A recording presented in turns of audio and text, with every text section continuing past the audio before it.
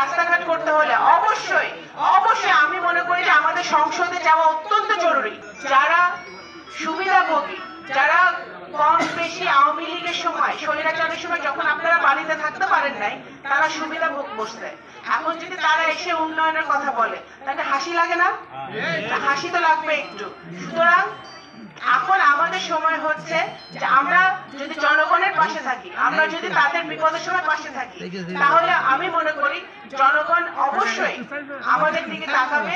এবং আমার আব্বা, আমি মনে করি আমার মনে সেই জোর আছে, আপনাদের মনে সেই জোর থাকা উচিত। আমার মনে সেই জোর আছে যে আমি সবসময় সত্যের পথে চলছি, ন্যায়ের পথে চলছি, কারো উপকার করতে না পারলেও কারো ক্ষতি করি নাই।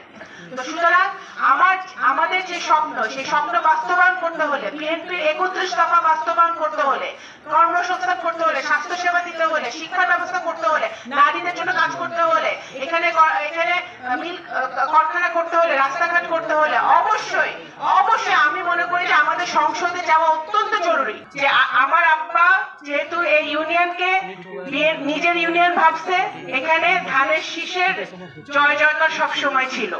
এই জন্য আটগড় ইউনিয়নের বিরুদ্ধে আমাদের ষড়যন্ত্রকারীদের ষড়যন্ত্র সবচেয়ে বেশি, এটা মাথায় রাখবেন।